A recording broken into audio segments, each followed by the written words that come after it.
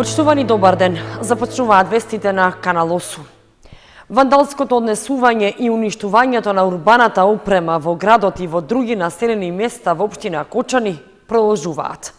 Не помагаат ниту апелите, ниту контролите од надлежните редарски служби во локалната самоуправа, а се прави материјална и финансиска штета, што повторно ќе ја покриваат граѓаните. Уништени се клупите кои неодамна беа поставени во ново оформеното паркче на влезот во селото Тракање.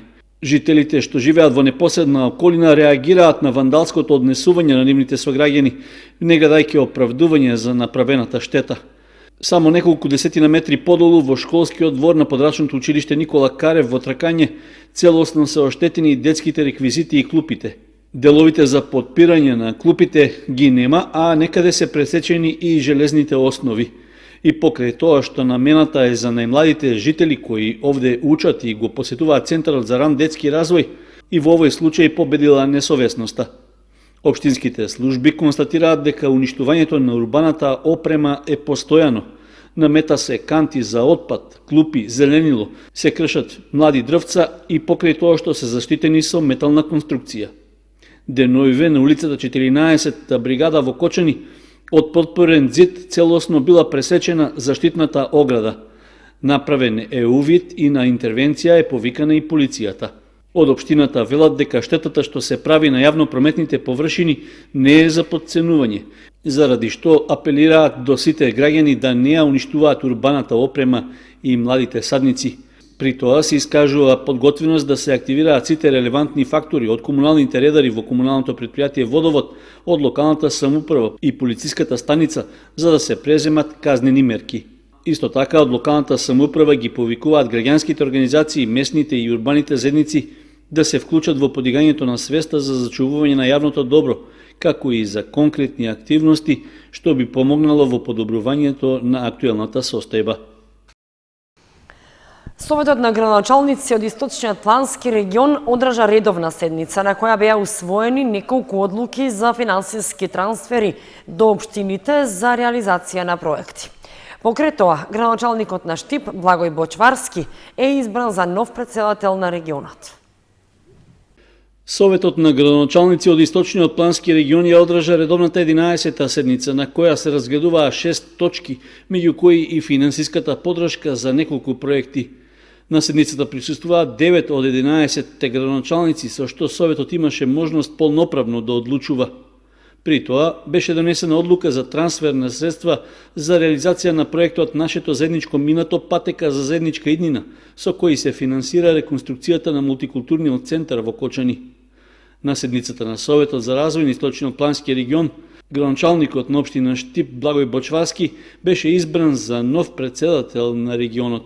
До сега оваа функција ја врше градоначалникот на Кочани Николчо Илиев.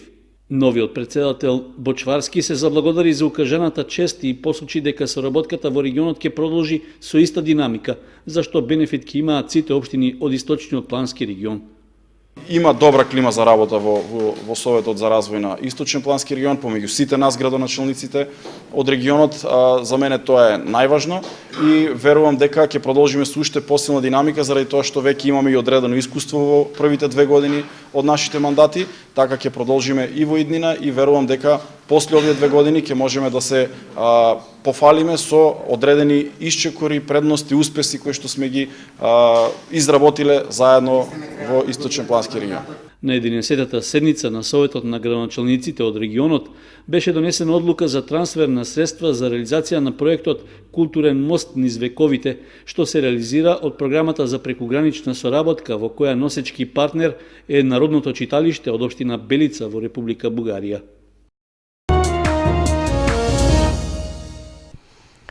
Трибина за едукација и превенција „Стоп за семејното насилство“ се одржа во Виница. Донесени се одредени заклучоци кои се важни во поддршката на жртвите на семејно насилство, кое најчесто е физичко, но во голема мера е застапено и психичкото. Координација и поврзување на сите надлежни институции, измени во постоечката законска регулатива и отворање на психолошки советувалишта и прифатни центри е она што во моментот е неопходно како олеснување на целокупната постапка во решавање на проблемите со семејното насилство. Во 2018 година на ниво на држава биле пријавени дури 1300 случаи на семејно насилство, во кои дури 665 како жртви биле жените. Според пријавите, најзастапено е физичкото насилство, но не е исклучена статистика и на психичко насилство, кое се уште се крие заради срам од јавност, и институциите немаат увид. Ова беа заклучоците од трибината Стоп за семејното насилство во организација на Комисијата за еднакви можности на мажите и жените и координативното тело при општина Виница, а во соработка со Центарот за креативен развој, едукација и психотерапија Аспекти. Оваа трибина на тема Стоп за семејното насилство има за цел да ја подигне свеста на населението, меѓутоа и свеста на институциите и проблемите на кои што наидуваат во рамките на превенцијата и интервенцијата на семејното насилство. Трибината не само што има едукативен карактер, трибината пред се има карактер во кој што има за цел да ги пронајде проблемите и препреките во интервенцијата и во превенцијата на семејното насилство. Трибината ги обедини не само некои од жртвите на семејно насилство кои што се осмелија да бидат присутни, меѓутоа ги обедини сите институции на општина Виница и од различен аспект да го согледаме проблемот на третирањето на семејното насилство.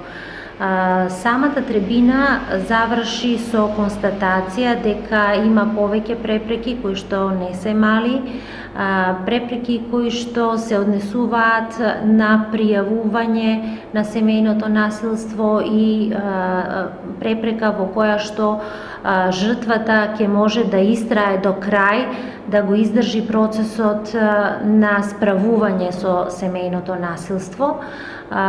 Самото тоа ни даде идеја дека е потребно еден малку поинаков пристап во промена на законската регулатива, но и пристап на промена во имплементацијата на законската регулатива. Сепак, оваа трибина ни даде до знаење дека не смееме да бидеме да молчиме пред семејното насилство, не смееме да бидеме слепи, дека е потребно постојано да бидеме активни, да ги истражуваме можните начини на решение, да правиме промени во согласност со потребите кои што се наметнуваат од секојдневниот живот во справување со овој проблем. Во трибината активен придонес, споделувајќи своји лични искуства, дадоа и жени жртви на семејно насилство, кои во неколку наврати ја истакнаа потребата од поголема поддршка на институциите, како и отворање прифатни центри за згрижување на нив и нивните деца. Во моментот дел од нив се вклучени во мерките од оперативниот план на владата во соработка со Агенцијата за вработување и се дел од програмата на општина Виница за општекорисна работа. Во трибината активно беа вклучени и инспектори од полициската станица во Виница, психолози од Центарот за социјални работи, представници од Здравствениот дом во Виница, представници од Агенцијата за вработување, од општината, советот, училиштата и невладините организации. Стартува рокот за предадено јагне во регистрирани кланични капацитети, информираат од подрачната единица на Министерството за земјоделство, шумарство и водостопанство. Субвенцијата изнесува 400 денари по грло. Продолжен е и рокот за поднесување документи за субвенции за предадено козјо, кравјо и овчо млеко. Од Министерството за земјоделство, шумарство и водостопанство, подрачна единица Кочани ги информираат земјоделските стопанства одгледувачи на овци дека започна рокот за поднесување барања за дополнителни директни плаќања за предадено јагне во регистрирани кланични капацитети во 2019 година. Субвенцијата изнесува 400 денари по грло. Тоа ќе се однесува за сите оние јагниња кои се предадени на колење за периодот од 1 јануари 2019 година до 30 јуни 2019 година и субвенцијата ќе изнесува 400 денари по грло. Исто така, сакаме да ги информираме сточарите дека крајниот рок за поднесување на барања во потрачните единици е до 15 декември 2019 година. Истите со себе треба да ги понесат потврдите кои што ќе ги обезбедат од кланичните капацитети, односно од кланиците кај што го имаат предадено своето јагне, и со лични карти и со потврди во потрачните единици ќе можат да го остварат своето право за да поднесат барање за субвенции за оваа мерка. По барање на фармерите, продолжен е и рокот за аплицирање за субвенции за произведено и предадено млеко за периодот од мај до септември 2019 година. Да ги известиме сите производители на млеко кои од различни причини не успеале да поднесат барања за млеко од трета фаза, односно за месеците од мај до септември 2019 година. Рокот за истото е продолжен и ќе биде до 22.11.2019 година, односно до петок. Затоа апелираме сите до сега што немат поднесено од било кои причини дека можат до петок слободно да се јават во подрачна единица за да го остварат своето право за оваа мерка. Сите фармери кои ги исполнуваат условите за добивање финансиска поддршка може да ги поднесат барањата електронски. За да се аплицира, потребно е да се најават на веб страницата на агенцијата. Оние кои имаат проблеми сами да креираат или поднесат електронско барање, може да побараат помош во подрачните единици на Министерството за земјоделство.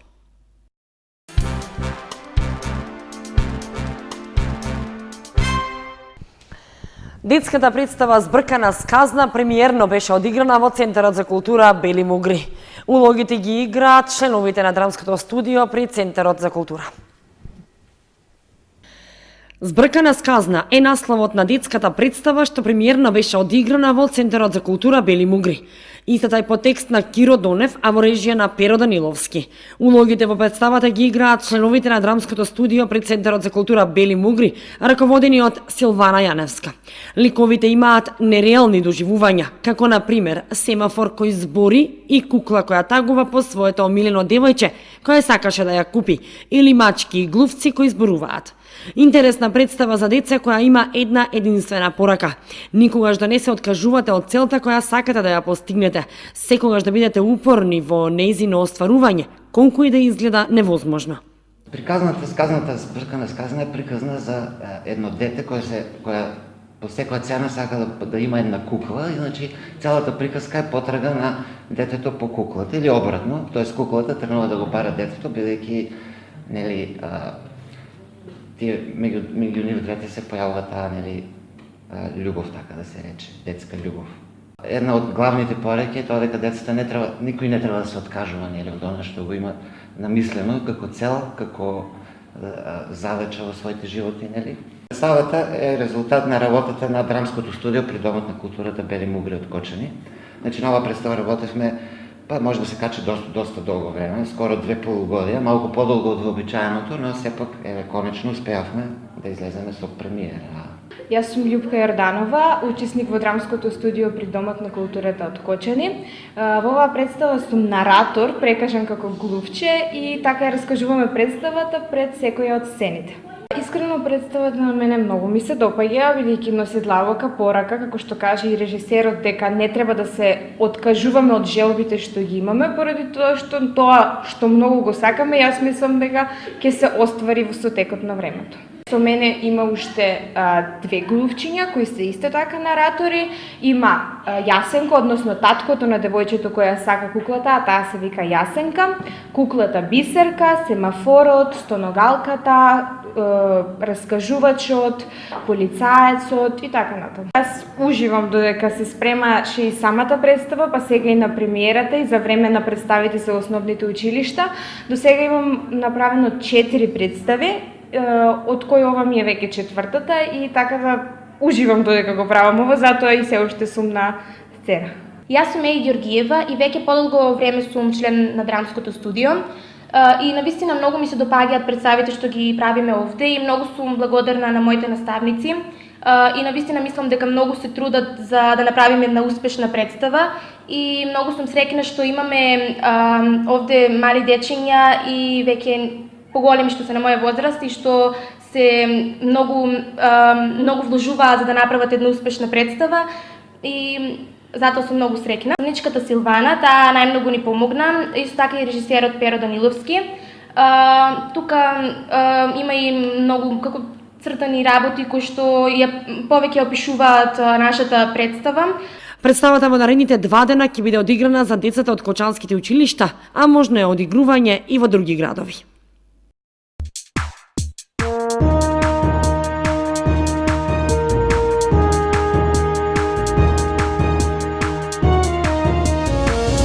Следува информацијата од спортот. Екипите од сите генерации на Фудбал Старс продолжуваат со успешниот настап во првенствата на јуниорската и детската лига. Во последното коло ги совладаа фаворитите во своите возрастни категории, со што остануваат на првите места на табелите во своите групи. Продолжува успешниот настап на младите фудбалери од фудбалската школа Фудбал Старс, кои се надпреваруваат во младинската и детската лига. Со тоа продолжува и серијата победи, со која тие остануваат на врвот на табелата во своите возрастни групи. Во рамки на 9-тото коло, во првенството на регионалната југоисточна лига за младинци, екипата на Фудбал Старс од генерацијата 2006 гостуваше во Штип против солидниот тим на Мал Ајакс. При тоа нашите фудбалери забележаа победа од 4:2. Со тоа ја продолжуваат трката за првото место со екипата на Академија Постолов од Штип, со која имаат ист број бодови. Слично на своите постари колеги и помладите фудбалери на Фудбал Старс продолжуваат со успех во детската лига. Во последното коло тие за противник ги имаа своите врсници од тимот на Рударот Пробиштип, кои ги дочекаа на теренот во Горни Подлог. Генерацијата 2007 на Фудбал Старс и понатаму е единствена непоразена во лигата, откако гостите од Пробиштип ги победи со 4:0. Со тоа го задржува првото место на табелата и шансите да биде есенски шампион во првенството. Победа против Пробиштипски Рудар постигне генерацијата 2009, која најмногу се намачи, но беа постигнати и најмногу голови на надпреварот, со оглед што крајниот резултат беше 7:6 во корист на домакините. По 3 бода прокнижија екипите од генерацијата 2010 и 2011, кои ги победија противничките тимови од возрастната категорија со идентичен резултат од по 3:0.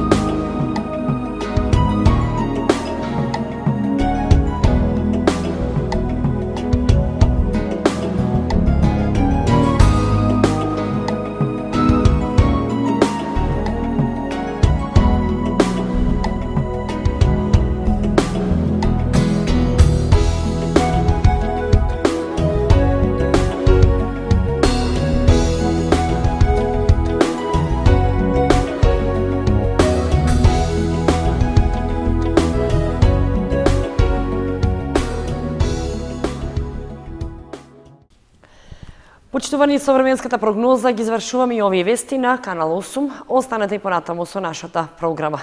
Довидување.